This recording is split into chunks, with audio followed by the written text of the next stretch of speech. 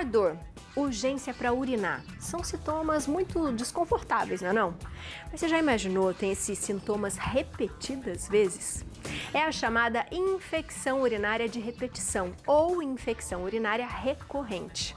A mulher tem 50 vezes mais chance de ter o problema do que o homem. E para falar sobre esse assunto, a gente recebe aqui na nossa casa o ginecologista e obstetra, Dr. Fabiano Serra. Doutor, seja muito bem-vindo ao Santa Receita. Obrigado, Abi. Sempre um prazer. Prazer é todo nosso. Doutor, quando a gente fala em infecção de urina, as pessoas já falam, ih, já tive. Ih, acho que eu já tive mais de uma vez, né? O que é infecção? Como que ela se dá, doutor? Vamos lá, Abi. É mais interessante a gente entender que a infecção ela acontece principalmente em mulheres, tá?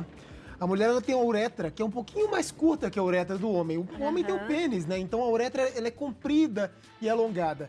Então, para uma bactéria bater ali e chegar até a bexiga do homem, é muito mais difícil. Então, normalmente, quem tem infecção urinária são mulheres. E por ter essa uretrinha mais curta, tem vários fatores aí que podem desencadear. Entre eles, relação sexual, hábitos de higiene inadequados, enfim, a gestação é um fator de risco também. Então, tem vários fatores que podem contribuir para isso aí. Idade, tudo também, doutor? Idade também. Em geral, a gente vê nas criancinhas, na infância mais precoce e depois na pós-puberdade, principalmente com o início da atividade sexual. E menopausa também causa, doutor, ou não? Menopausa causa porque a gente tem uma queda do estrogênio. O estrogênio deixa o epitélio de todo o trato urinário um pouquinho mais frágil, mais sensível e facilmente é infectado.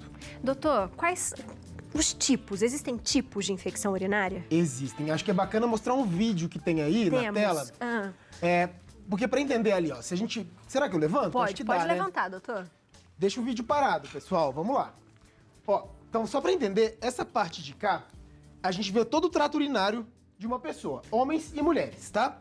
Essa parte de baixo aqui é a bexiga, isso aqui é a uretra, e esses dois canudinhos que tem aqui, que chegam até os rins, são os ureteres. Quando a gente tem uma infecção nessa parte de baixo, a gente chama de cistite, que seria a infecção urinária baixa. E quando a gente tem uma infecção urinária alta, que seria nos rins, a gente chama de pielonefrite. Que é então bem é mais essa a grave, diferença. doutor. Aqui também dá pra gente ver, ó. Então, direitinho. Cistite, pielonefrite. Infecção urinária baixa, infecção urinária alta.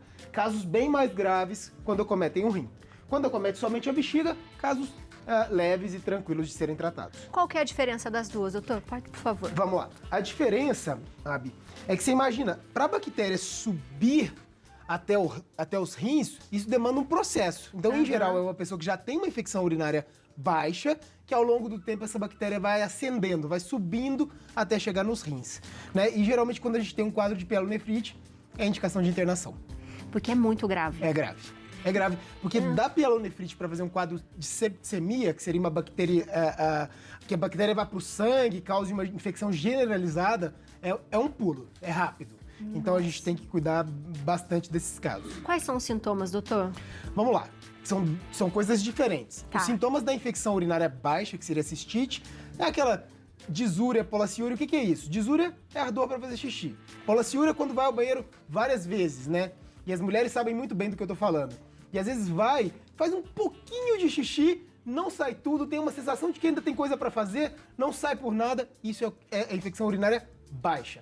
A pielonefrite, ela vai cursar também com febre. Então essas mulheres têm febre, tem outros sintomas que podem desencadear isso. Febre, uma dor lombar. Então às vezes quando a gente dá uma palpadinha assim nas costas, a mulher urra de dor, né? Então a gente tem o que a gente chama de Giordano positivo, que faz parte do nosso exame. E esse é um quadro mais complexo, né? A paciente tem o que a gente chama de toxemia, fica cansada, com preguiça, diferentemente da infecção urinária baixa, que é só aquela sintomatologia, mas que incomoda muito, a gente sabe. Com certeza. E doutor, quando a gente fala a infecção urinária de repetição, qual que é esse período que ela tem que repetir para eu dizer que ela é uma de repetição, por exemplo? Olha que interessante, quando tem 2 infecções, tá, em 6 meses ou 3 em 1 ano. Então, se tiver 2 em 6 meses ou 3 em 1 ano, a gente vai falar que é infecção urinária de repetição. E aí, nesses casos, quando a gente tem infecção urinária de repetição, às vezes tem indicação, Abi, da gente fazer o que a gente chama de profilaxia. Entrar com um antibiótico, geralmente uma dose noturna só, e essa pessoa vai usar aí por 6 meses, um comprimido só por dia, para tentar segurar essa infecção aí, para que não tenha mais um quadro como esse. Mais um quadro. E pode dar também de remédio, doutor? Algum remédio que a pessoa tome pode ter infecção? Causar não? infecção? Causar infecção, não. Não tem isso, Abi. O que a gente pode fazer é tratar os sintomas da infecção com alguns remédios. A gente sabe hoje que existe um remédio que ele é analgésico específico do trato urinário. É um que até, inclusive, colore a urina. Muitas mulheres já vão saber porque já devem ter utilizado em casa. E ele dá um alívio analgésico, né? Então ele tira a dor desse período. Porque o antibiótico, quando a gente entra com o antibiótico, demora cerca de 48 horas para fazer efeito. Então nesse período ainda vai ter dor.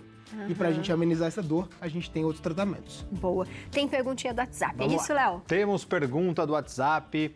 Everton, boa tarde, pessoal do Santa Receita. O emocional pode afetar na imunidade e deixar a pessoa mais vulnerável à infecção urinária? Eu já queria também emendar uma outra pergunta, doutor. O tratamento feito de forma incorreta também, por exemplo, se o médico pede para você tomar o antibiótico por 7 dias, 8 dias que seja, e você interrompe logo no início porque a dor passa, né, acaba dando uma tranquilidade mais para você, isso também pode causar a repetição da infecção? Excelente pergunta, Léo. Primeiro eu vou responder o Everton, já entro na sequência com a sua resposta. Bom, o Everton perguntou se o emocional afeta a imunidade. Eu diria que o emocional afeta sempre a imunidade, né? A gente sabe muito bem que pessoas estressadas têm imunidade mais baixa e aumenta a predisposição a todas as infecções. Então tem gente que às vezes vira e fala, eu fiquei meio estressado demais, peguei uma infecção de garganta, alguma coisa. Tá tudo relacionado, gente. A gente sabe que o emocional tem bastante influência na imunidade nossa. Em relação à pergunta do Léo, que perguntou pra gente se a pessoa interrompe o tratamento. Deu para 7 dias o remédio. Mas no terceiro já tô ótima. Se não tem aderência ao tratamento de forma adequada. Se a pessoa não adere ao tratamento de forma adequada, o que pode acontecer, Léo, é que essa infecção pode não ser tratada efetivamente. Né? E se ela não for tratada efetivamente, não é que ela vai ser de repetição. Ela simplesmente vai permanecer ali. Ela não então, sarou. Na hora que ela começa a diminuir a população de bactérias ali, separa o antibiótico, o que acontece com essas bactérias de novo? Elas crescem. E a longo prazo, isso pode proporcionar, inclusive, uma seleção de bactérias mais resistentes e tornando o processo cada vez mais difícil de ser tratado. Porque aí, de repente, o remédio não vai funcionar mais. Exatamente, é isso mesmo. Daí é o superbactéria, é isso, doutor? É uma superbactéria, é exatamente isso. Ela vai ganhando resistência aos antibióticos ao longo do tempo. Não é que ela ganha resistência, é que existem bactérias ali que são mais resistentes e elas começam a predominar. É isso que acontece. Doutor, se a mulher está tendo essa infecção de repetição e ela fala assim, mas eu não sei mais o que eu faço, ela sempre vai para essa profilaxia, é a melhor solução. Isso vai resolver ou pode acontecer novamente? É que a gente tem que fazer também medidas comportamentais, sabe? Então tem algumas coisas que a gente precisa orientar quem está ali em casa. Isso é básico, não precisa nem ir ao médico para receber essas orientações. Então vamos lá. Ingerir bastante água, básico. Isso aí tem que tomar bastante líquido, porque quanto mais líquido a gente toma, mais xixi a gente faz. E o que o xixi faz? Ele leva as bactérias embora, ele lava todo o canal, o sistema urinário ali. Simples assim. Além disso, mulher tem muito hoje, mulheres que trabalham, né, que estão numa rotina pesada, elas não param para fazer xixi. Então elas esquecem e ficam ali, às vezes no home office aí, muitas mulheres sentam para uma reunião e vão sair aí 6 horas depois, né? Então, lembrar que tem que fazer uma pausa para fazer xixi, porque a parada da urina na bexiga também predispõe a infecção urinária. E aí outras medidas, sabe? Então, assim, toda vez que vai ao banheiro, lavar, né, o trato urinário ali, e sempre que for secar, nunca secar de trás para frente, né, trazendo as fezes assim pro canal da uretra, sempre jogar de frente para trás. E após a relação sexual, também sempre fazer um xixizinho ali para garantir que alguma bactéria durante o ato sexual aí não tenha ido para a uretra. Tem mais uma coisa que também que dá para fazer, evitar a ducha vaginal, né? Se a gente pensar aí, a ducha vaginal ela modifica toda a flora vaginal e isso também predispõe à infecção. E roupas apertadas também, evitar. Como vocês estão vendo, muitas coisinhas. Coisas, exatamente. E na pós-menopausa, Abi, existe uma possibilidade de fazer uma reposição de estrogênio tópica, que a gente usa via vaginal também para fortalecer o epitélio. Então a gente tem outras medidas que a gente pode tentar também prevenir. E tem mulheres que têm infecção só pós-relação sexual. Então a gente pode também usar esse comprimido, em vez de usar continuamente, a gente pode usar ali no momento da relação sexual. Que interessante. Doutor, e as mulheres grávidas, quando o senhor falou um pouquinho que tem mais riscos, é perigoso, não é? É mais perigoso em gestante. Olha que interessante, Abi. Inclusive, a gente não tem indicação de ficar pedindo urocultura, que seria aquele exame para ver se tem infecção urinária para todo mundo, tá? Existem 2 situações em que isso é mais recomendado. gestantes, em que a gente faz no primeiro trimestre de gravidez e no último trimestre. E também para aquelas pessoas, e aí homens também, que precisam ser submetidos a um procedimento urológico. Então vai tirar uma pedra ali por litotripsia, vai fazer uma cistoscopia, vai fazer alguma coisa de procedimento urológico, tem indicação de ver se tem infecção urinária aí. Tá? E na gestante, a gente tem que ficar muito atento, porque para fazer a pielonefrite, que é aquela infecção urinária alta, é assim, gente. E para ter infecção sistêmica, também é assim. E é por isso que a gente faz de rotina no primeiro e no terceiro trimestre. Interessante. Doutor, tem muita gente que fala sobre o suco de cranberry, que faz bem, que é bom tomar. O que o senhor acha disso? Na prática, existem estudos mostrando algumas... E as evidências são fracas, tá, Abby? A gente não tem comprovação ainda de que cranberry efetivamente faça diferença. A gente tem uma outra substância que chama o M89 também, que às vezes tem gente que já deve ter ouvido falar. Nada dessas substâncias está comprovadamente que pode ser utilizado. Então, essa discussão do cranberry, eu acho que vale sentar com o seu médico e conversar. Porque mal também não causa. Então, se a pessoa quiser tentar ali, eu não vejo tantos problemas, mas as evidências, elas são fracas e não comprovam a melhora. Pensando nisso, a gente tem água, né, doutor? Pensando nisso, a gente tem água. Que é muito mais fácil, a gente deve se hidratar cada vez mais, porque é bem o que você disse. Nessas crises, às vezes as pessoas têm mais receio de beber água, com mais medo de ir ao banheiro, e é o contrário. É o contrário, né? Porque ajuda a lavar o trato urinário. O objetivo é lavar mesmo, limpar. Boa. Então, ó, você de casa que está com problemas, né? E dói muito, né, doutor? Dói tem muito. que ir ao médico e pode ficar algo muito pior depois, né? É isso aí.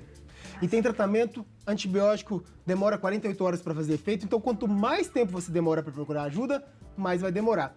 E uma coisa importante que eu acho que preciso dizer pro pessoal de casa é que às vezes os sintomas de infecção urinária se confundem com sintomas de corrimento vaginal.